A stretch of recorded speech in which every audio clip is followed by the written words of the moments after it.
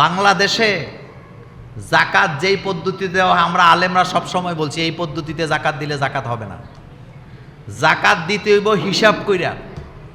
কত পার্সেন্ট বলেন তো? 2.5%। জোরে কর না, কত পার্সেন্ট?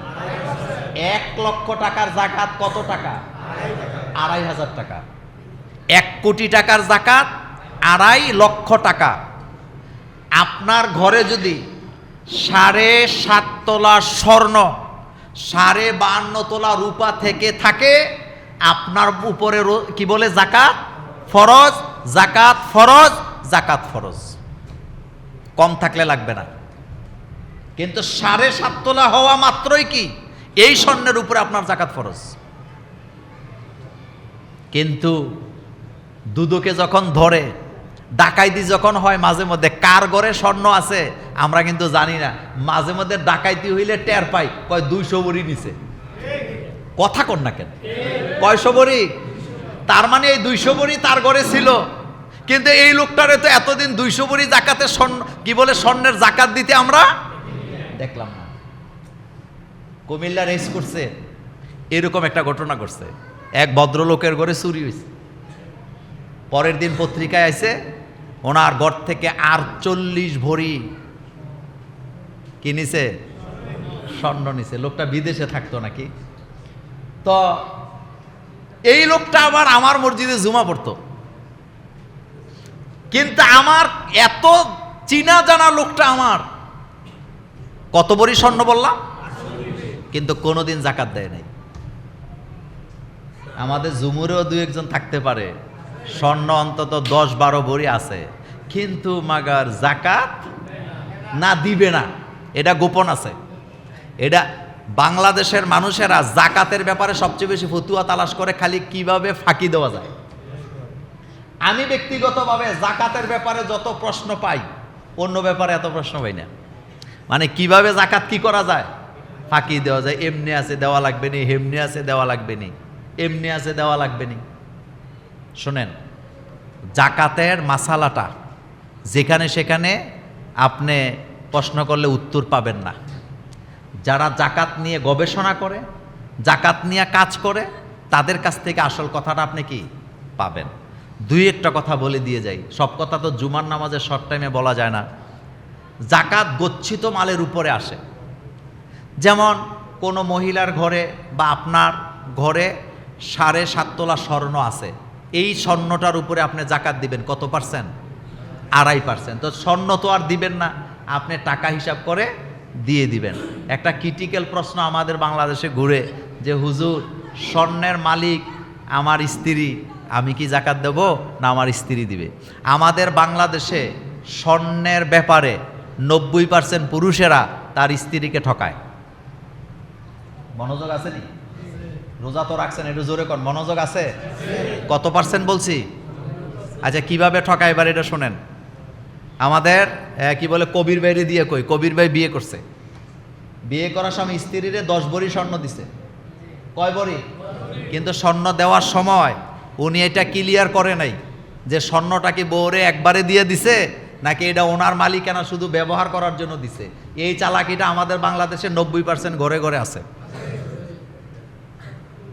যার কারণে জাকাতের নেশাবটা কার উপরে আসছে এটা নিয়ে গন্ডগোল হয়। ম্যাক্সিমাম ক্ষেত্রে সংসার যদি ভেঙে যায়, পুরুষেরা স্বর্ণটা আবার কি ফেরত নিয়ে যায়। তো এবার আপনাদের কাছে আমার কথা, 10 বছর সংসার করলো, 10 ভরি স্বর্ণ নিয়ে কোনো কারণে সংসার ভেঙে গেল, ভাঙতেই পারে, বউ চলে যাচ্ছে, এখন 10 ভরি নিয়ে যাচ্ছে। তা আপনি যে তারে মালিকানায় দিলেন না, বউ যদি এই 10 বছর জাকাত আদায় করে থাকে, তো এই জাকাত এটা কি ওনার উপরে ফরজ ছিল না আপনার উপরে ছিল? এই জন্য আমি প্রত্যেক পুরুষ এবং নারীকে বলবো, স্বামী স্ত্রী বসে আগে সিদ্ধান্ত নেবেন স্বর্ণটা আসলে কার। কোন স্বামী যদি 50 ভরি স্বর্ণ তার স্ত্রীকে দিয়ে বলে এটার মালিকানা তুমি না, মালিকানা আমি, ব্যবহার তুমি করবা, গুনাহ হবে না, কিন্তু জাকাত ফরজ হবে কার উপরে? না, স্বামীর উপরে। কোন স্ত্রীর উপরে যদি জাকাত ফরজ হয়, স্বামী যদি তার পক্ষ থেকে দিয়ে দেয় তাহলে আদায় হয়ে যাবে, কিন্তু স্বর্ণটা আসলে কার এটা আগে সিদ্ধান্ত ক্লিয়ার করতে হবে। কিন্তু এই জায়গা আমাদের মধ্যে চালাকি আছে। আরেকটা দোকাবাজি বাংলাদেশে চলে, বিয়ের সময় স্বর্ণ দেওয়ার ক্ষমতা নাই, এখন স্বর্ণের বড়ি কত করে? 2 লাখ। হ্যাঁ, তো এখন স্বর্ণ তো আর দিতে পারে না, স্বর্ণ ভাড়া কইরা নিয়া বিয়ার দিন দেয়, অথবা হাওলাত নিয়া দেয়, পরে স্বর্ণ গায়েব।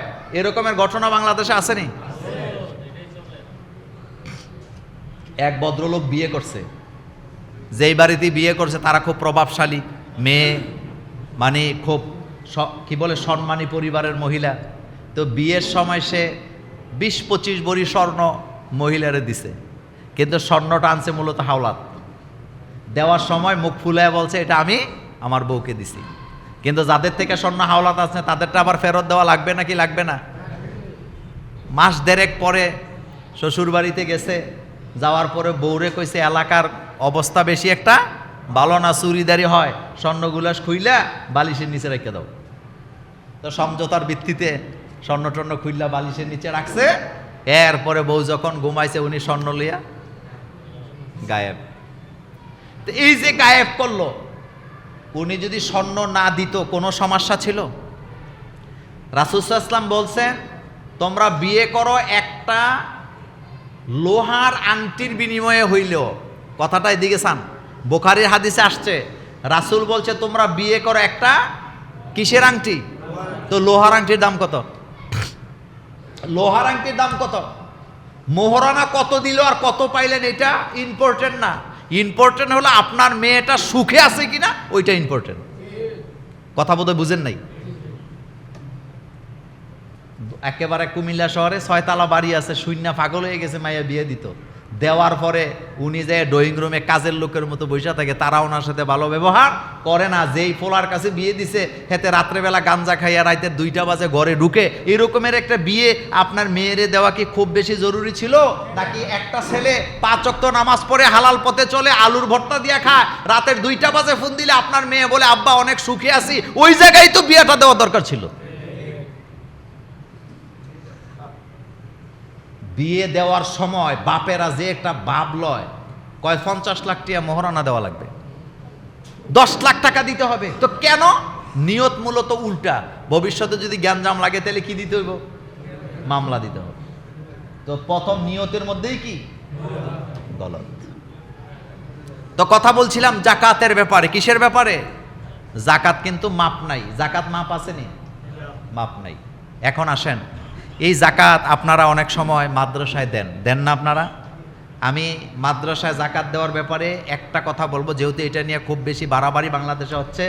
যেই মাদ্রাসায় এতিমখানা আছে, বলেন জোরে বলবেন, কি আছে? এতিমখানা আছে, লিল্লা বোর্ডিং, যেখানে এতিমরা খাবার দাবার খায়, এতিমদের পোশাক দেওয়া হয়, এতিমদের লেখাপড়ার আসবাবপত্র দেওয়া হয়, ওই টাইপের মাদ্রাসাগুলিতে জাকাত দিবেন, এটা জায়েজ আছে। কিন্তু জাকাত দিতে হবে আল্লাহর দেয়া খাত 8টা খাতে। কয়টা খাত? 8টা খাতে। মাদ্রাসার বিল্ডিং করার জন্য জাকাত দেওয়া যাবে না, মাদ্রাসার জায়গা কেনার জন্য জাকাত দেওয়া যাবে না, মাদ্রাসার টিচারদের বেতন দেওয়ার জন্য জাকাত দেওয়া যাবে না। এক কথায় বুঝাই দিছি সহজভাবে, যেই মাদ্রাসায় এতিমখানা আছে, লিল্লা বোর্ডিং আছে, অর্থাৎ যেই মাদ্রাসায় এমন ছাত্রছাত্রীরা আছে যেই ছাত্রছাত্রীরা জাকাত খাওয়া উপযুক্ত আর তাদের জন্যই জাকাতের টাকাটা ব্যয় করা হবে, ওই জায়গায় জাকাত দেওয়া কি আছে? জায়েজ আছে। লিল্লা বোর্ডিং আছে, যেই মাদ্রাসায় এতিমখানা আছে, এটা হোক কাউমি হোক ব্যক্তি মালিকানা, যা ইচ্ছা তা হোক। ব্যক্তি মালিকানায় আমাদের দেশে এতিমখানা আছে না? আমি অনেক জায়গায় গেছি, দেখছি একজন লোক একটা এতিমখানা চালায়। এতিমখানা চালানো যে কত কঠিন, কারণ আমাদের দেশে, কথা বললে কষ্ট পাবেন, আমাদের দেশে একটা কথা আছে, তেল্লার মাথায় তেল দেয়। এই কথাটা সত্য নেই? বিরাট বড় মাদ্রাসা, 10টা বিল্ডিং আছে, ওই মাদ্রাসায় নিয়ে আবার 10 কোটি টাকা দিয়ে দেয়। আরেকটা মাদ্রাসায় এতিমখানার 50 জন ছাত্র আছে, ঘুমাইতে পারে না, বিছনা নাই, পত্র নাই, কি বলে তার খাওয়ার ব্যবস্থা নাই, ওই জায়গায় টাকা দেওয়ার মতো লোক খুঁজে পাওয়া যায় না। কথাগুলো সত্য নেই? তো এটা কি করলেন আপনি?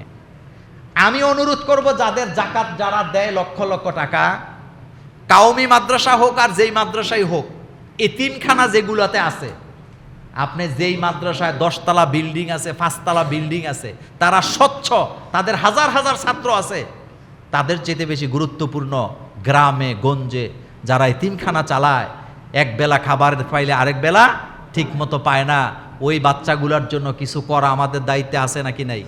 তো জাকাতের টাকাটা আপনি ওই জায়গায় পাঠান না, ওই জায়গায় পাঠাইলে বেশি কাজে দিবে। আপনি দেখবেন যে সবচেয়ে বেশি দরকার কোনটার, একটার খাবারই নেই, ওইটাকে আপনি না দিয়া আরেক জায়গায় সব আছে, আপনি গোপনে নিয়ে খামে ঢুকাইয়া 10 লাখ টাকা দিয়ে দিতেছেন, এটা কি আপনার উচিত? উচিত না। এই জন্য এতিমখানা যেগুলো চলে না সেগুলাতে আপনারা টাকাটা দেওয়ার চেষ্টা করবেন, এবং কাউমি মাদ্রাসায় অবশ্যই জাকাত দিবেন। যেই মাদ্রাসাগুলোতে কি আছে, এতিমখানা আছে, লিল্লা বোর্ডিং আছে। আল্লাহ পাক আমাদেরকে কবুল করুক, আমরা বলি আমিন।